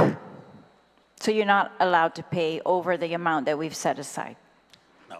That brings us back to years ago when we had to go to court? You're going to defy a court order?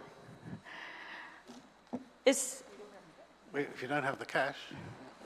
Is there a provision for set aside of tax refunds in the statute already? And if we followed that, would that be more or less than this? Sorry, could you repeat the question? Isn't there a formula for set aside of tax refunds in the statute already? Yes, but we're way ahead of that because we're making payments. Okay. And then this is also 12, maybe 18. So we add both of those together. And then in item number 4 in Mr. Carlson's letter, it says 7 million for withholding that we're off by. So you would recommend these changes be made to the bill? That we should account for those? Or otherwise we would not be able to pay tax refunds if they come in To be in that fair, amount? the 7 million is an offset because that's the reduction that was put into this budget. Right. But So we need to restore it?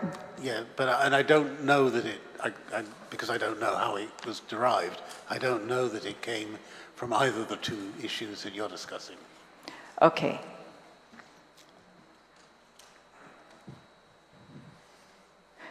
Maybe Mr. OFB, Steve, can you explain the 7 million, why you reduced withholding by 7 million? We're tracking withholding we're tracking higher than what was predicted last year. Again, Senator, utilizing various methods to determine these revenue levels, looking at the trend for the withholding, and granted for the last 3 years we've been enjoying a surplus, and one of the categories was with the withholding. But also notably is that the collection of the withholding at the year end in FY24 amounted to about $35 million.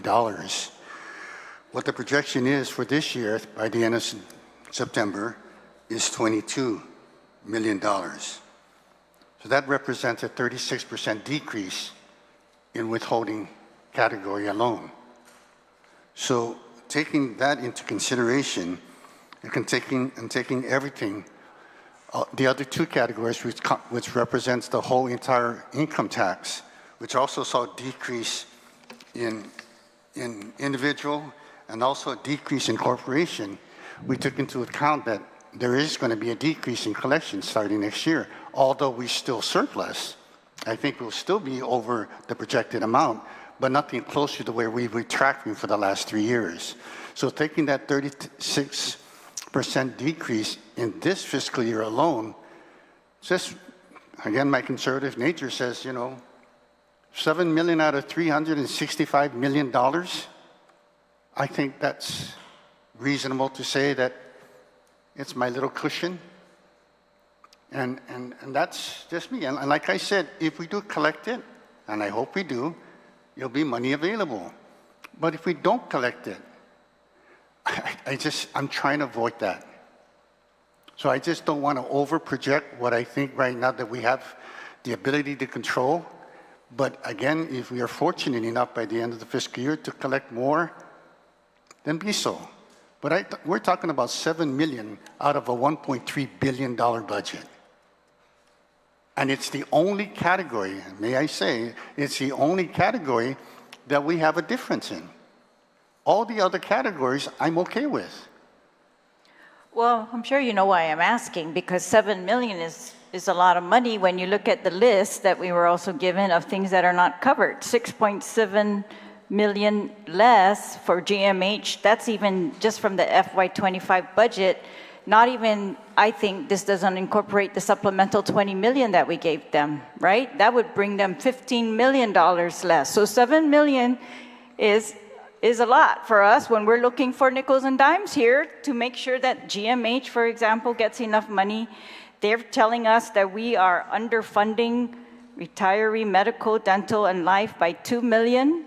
That $7 million can come in handy for that. Supplemental annuity benefits by $1.5 million. Residential treatment fund, $947,000. DOC, completely $5 million. So that's $7 million, very, very handy if we can find it and use it, in addition to some of these other things that we're talking about.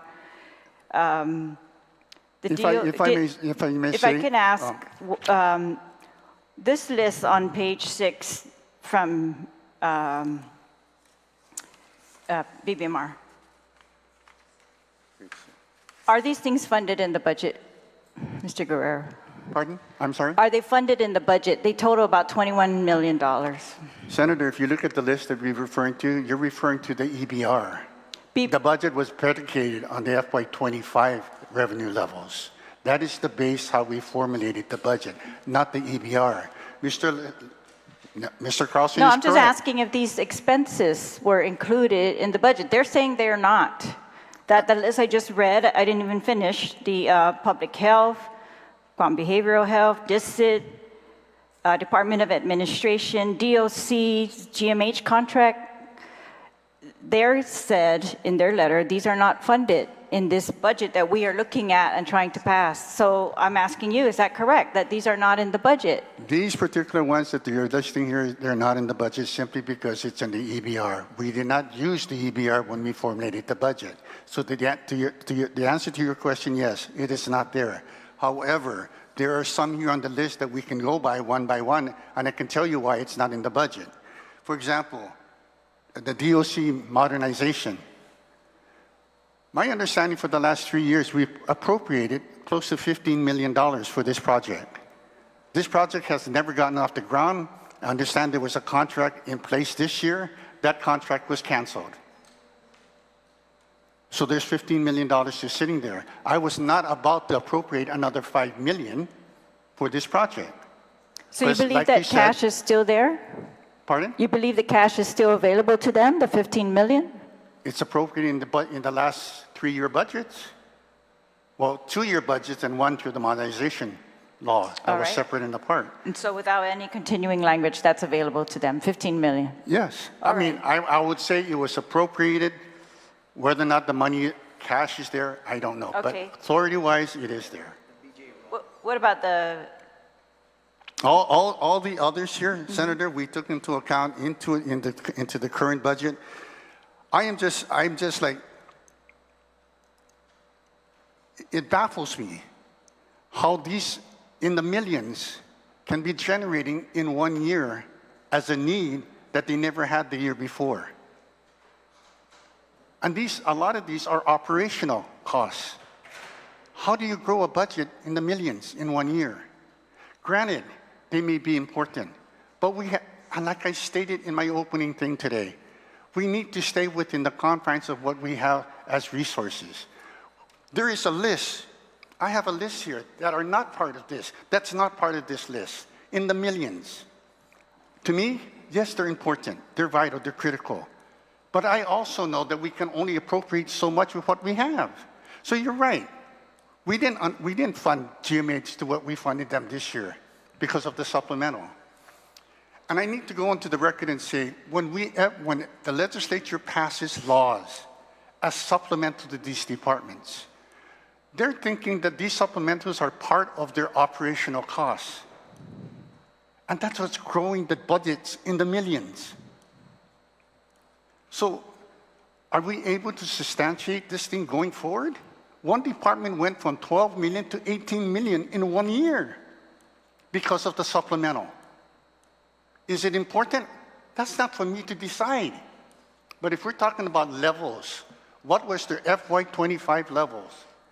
18 million. I think what we're talking about are services. So whether they grew or they didn't grow, are we going to cut the services that GMH providing, or behavioral health, or public health, or Senator, DOC to its patients, to the residential treatment? So it's not a debate. I'm just showing that there are significant uses for $7 million. And if I could ask another question, there's a part in this bill, Chapter 11, Section 10, it says it's an authorization to use FY23 audited excess revenues in about 15 million. Mr. Byrne, does this money exist? 15 million FY23 audited excess revenues. Is this going to be enough to give GMH an additional $5 million? Yes, Senator, it does. All that money exists in the audited revenues? It exists in the wisdom of appropriating what is a prior year surplus may be questioned, but the money is there. I mean, the whole purpose of a surplus is to build up a strong balance sheet. And if you keep on appropriating out of a fund balance, that's not going to happen. But it is there. The raw question is, yes, it's there. So that accounts for the money we gave for the energy credits after that audit was done? Most of the energy credits were in fiscal 24, not 23, but yes. Yeah, but one of them used this money. Yeah. So you've done your accounting, and yes. 15 million is available in excess revenues? Not excess revenues, it's a fund balance. Well, it says audited excess revenues. I think they meant the fund balance, the unassigned fund balance. All right, because, when we discussed this before, didn't you say that there's only a much less amount available? In the fund, yes, in the fund balance. But that is, you can look at the audit and you can see what makes up the fund balance, and there's a restricted amount, there's a committed amount, and there's an unassigned amount. And how much? 29 million. So that's available for appropriation by us? That's available, but I would advise against it. Why? If it's cash? Because the whole idea of running a surplus is to build a strong balance sheet, and you would never make a surplus if you just used all the money that was available. All right, well, you're telling us that we are shorting GMH, DOC, public health, behavioral health, DICIT, in amounts that could easily be covered in that excess fund balance, but that we should not use it? That's not what I would recommend to use. We've been talking about revenues. Current year's revenues should be used for current year's expenditures.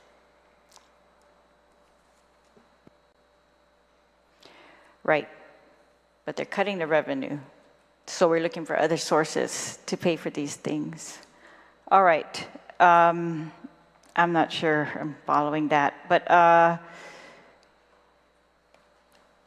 all right, so can you just account for these special funds that have been increased in the budget before us, the supplemental bill, or this, substituted bill? The ones that are tracking below what was predicted for FY25 are increased in this budget. Do you think that that's sound, Mr. Byrne? Well, the ones that are tracking below, they're tracking below because the revenues are tracking below. Right. Mr. Guerra explained that the way he arrived at revenues was based on an average. Right, that's his procedure. Right. What do you think? I guess my approach to it would be to weight the average towards the more recent years, because that's the better trend. I don't, he was talking about the TEF, which is basically a property tax type special fund.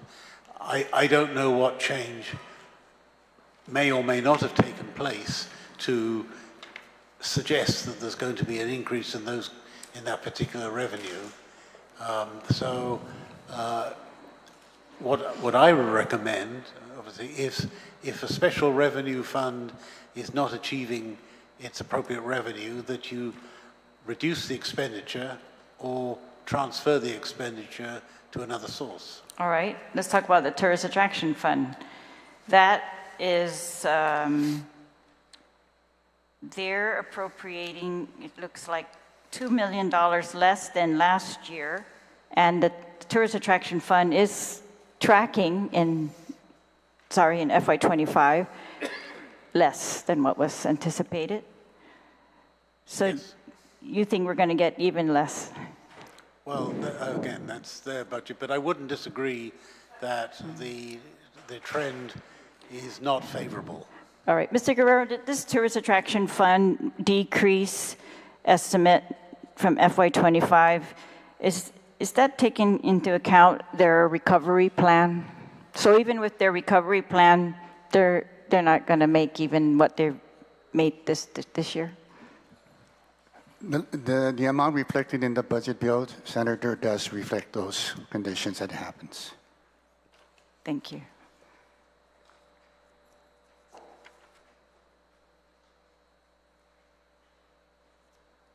Can you talk about the, on page 13 of the bill, there's a provision that says funds in excess of adopted revenue levels for this certain section are appropriated to DPW for flood mitigation measures and the improvement of roadways, highways, roads, or streets. Can you just tell us how that worked this in FY25?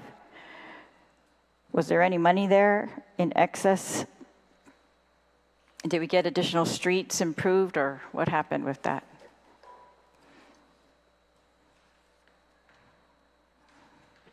Ma'am, I don't believe we acted on that provision. There's another provision that basically says any excess revenues require the legislature's approval. So we're kind of like, okay, so we didn't do anything. So, You did not? Yeah, when you see the $50 million in excess revenues, and then we net out the shortfalls in special fund, and I think we're at close to $30 million in excess, we haven't funded any of those activities. Well, this is is this a special fund then? And so were they able to use it? You're saying no? No. So no additional roads or flood mitigation? All right.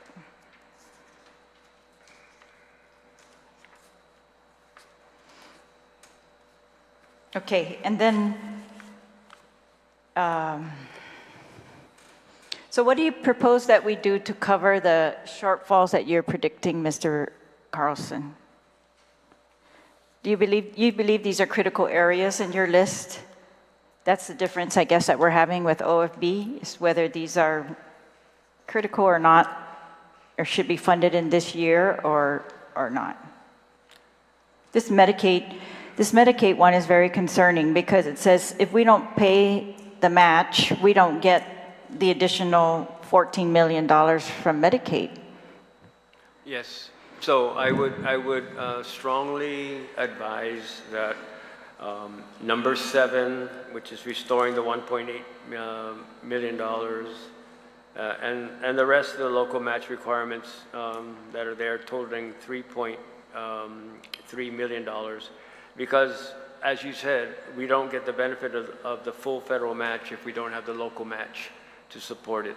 And we have 4 different programs that are there listed that would be adversely affected if the local match was not restored.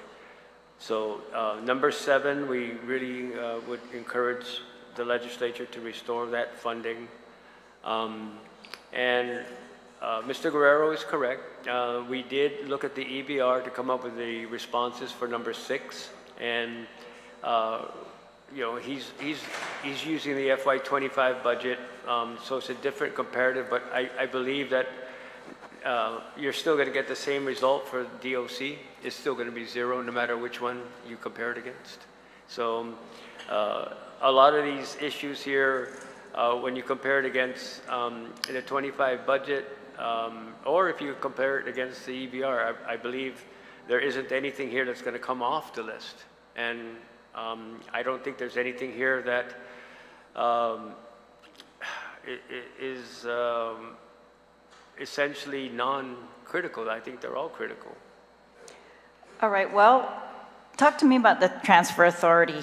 What is wrong with the governor using transfer authority to pay for residential treatment, behavioral health treatment, for drug treatment? We're talking about drug crisis. What's wrong with the governor using transfer authority for GMH and all of these DSID, all of these things that are shorted in the budget? What would be the impact of using the transfer authority? Does that come out of another agency, or she's got that money sitting around in other places that would that be able to be used? For example, excess revenues can't be used transfer authority. No, we're transferring from one appropriation to another. Correct. So how does that affect? Who does that affect? Well, as we mentioned before, it's only this time of the year when we can actually make a good assessment of whether somebody is got lapses and you know, the rest of the fiscal year their obligations or requirements will be funded, and we could identify, okay, you're going to lapse and we can pull money from you to help here. I mean, we're in August right now, and August, September is the time that we normally do that, or actually the last time we did it was in fiscal 21. We actually waited till the end, very end of the fiscal year to, you know, make sure that, you know, people did indeed lapse and all their obligations were in fact covered. Agencies receive utility bills and they're supposed to forward it to Mr. Byrne for payment. Sometimes they're slow in doing that, and then all of a sudden we realize that, oh, you know, GPA or GWA hasn't been paid. Well, it's a function of ensuring that the billing gets down to DOA for payment. So we have to make sure all those things were done before we can determine whether or not there was in fact a lapse. If their pay periods straddle the fiscal year, we need to ascertain what it was that was applicable to the current fiscal year and then the ensuing fiscal year. It's a little bit of a, you know, an endeavor to see what it is that we need to do. But again, we haven't done it since fiscal 21, and that's because of the collaboration between what you guys have passed and what it is that we are utilizing for operations. So it's been a very good relationship, and what we're saying here, ma'am, it doesn't, we're not anticipating any shortfalls under number 6 in 25. We're saying that from the budget request that Governor submitted, that there are shortfalls in these areas. That's what we're saying. We're not saying it's a problem here in 25. We're saying that in 26, for example, the DOC GMH consolidated agreement is $550,000 less than the EBR request. So it's prospective, not current. Yeah. So currently, we were able to fund the increase in behavioral health services, for the increase in LADI treatment services for children mandated by court to be in residential treatment homes.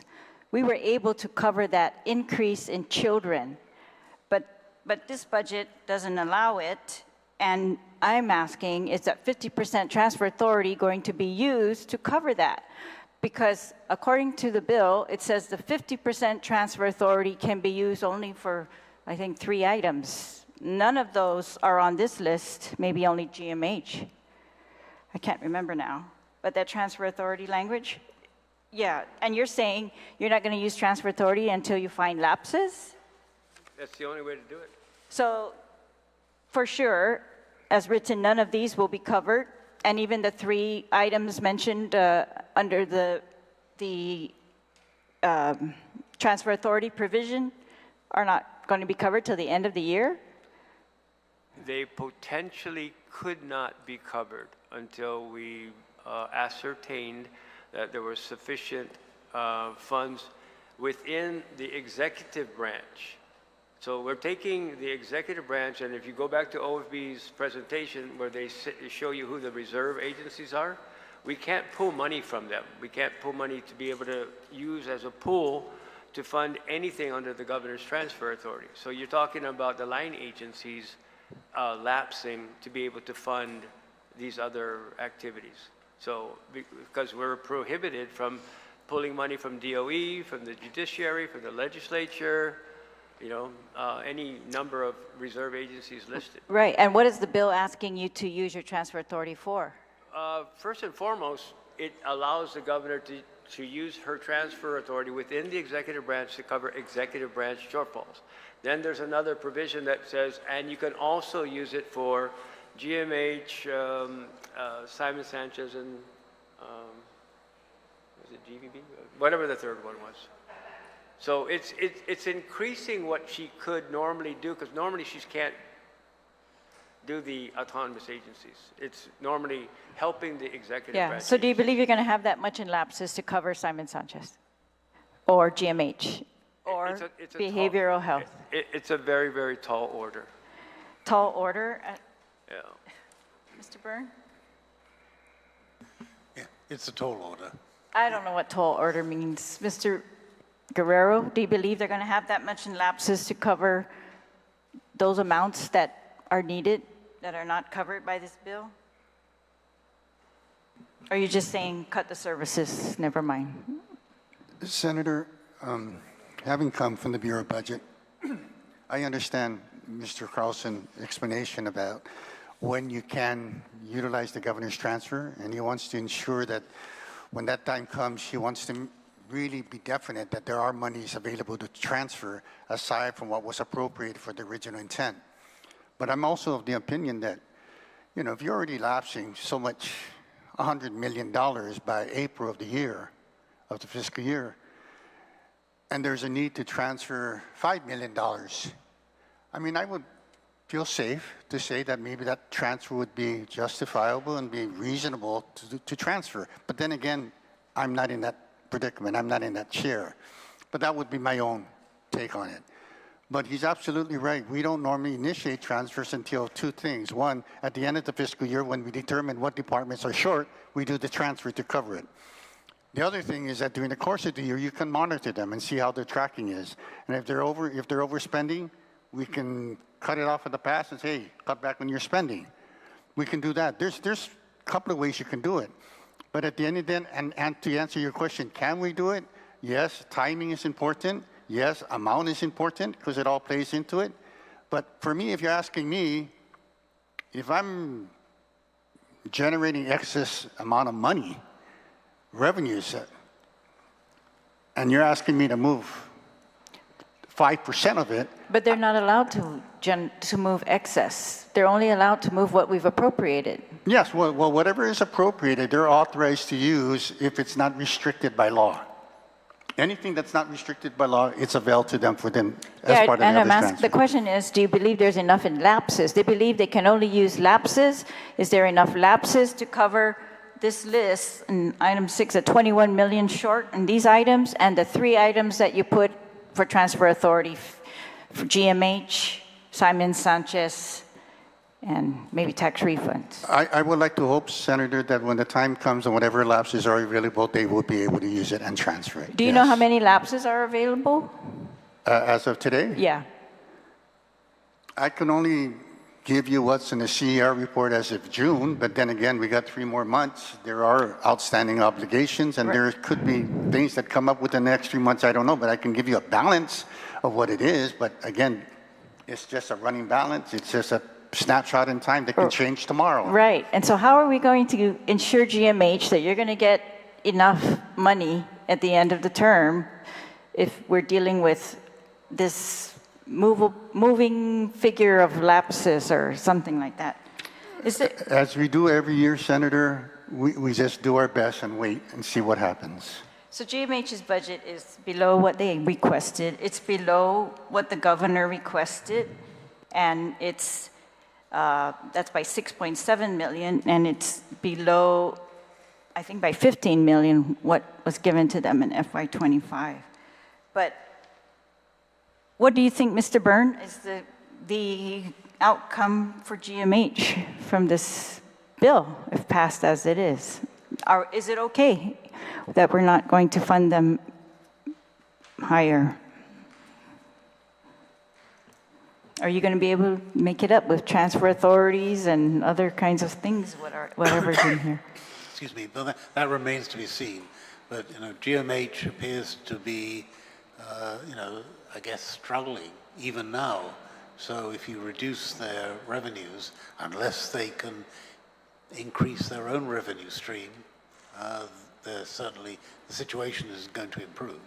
Do you believe it's feasible for them to increase their revenue stream enough in the fiscal year to account for the unpaid vendors that exist today? I think it will take time for them. It's not going to be done in 1 year, right? If they were relying only on the revenue, that's why we have increased their budget, not because we wanted to give them more money, but because they were owing vendors. Vendors were not supplying the hospital. Patients were suffering without supplies. Nurses without supplies.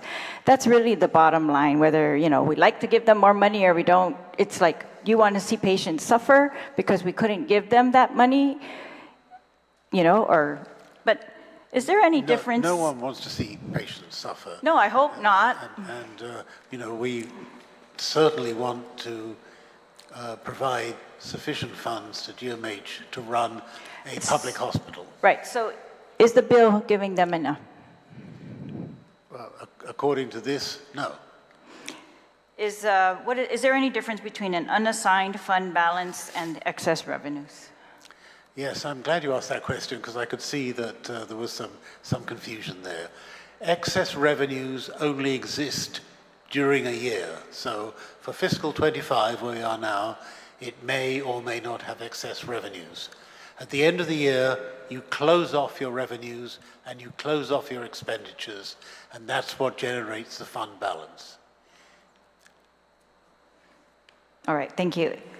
Again, I'm just frustrated that we see the shortfalls already. We're not getting sufficient answers that these are likely to be covered. It sounds unlikely to be covered by the so-called transfer authority. And I'm very concerned about services being cut for these very, very critical items. If we think drugs are a problem without residential treatment, they're going to become worse. Without treatment for children, everything becomes worse. So without supplies for the hospital, we're just looking at another, I don't think they've even got out of their first emergency. Yeah. So, Senators, we are going to work until 10 tonight. So we will come back at 2:30, and then we'll take a dinner break at 6, and then resume again. We will work until 10 o'clock tonight. We're in recess until 2:30.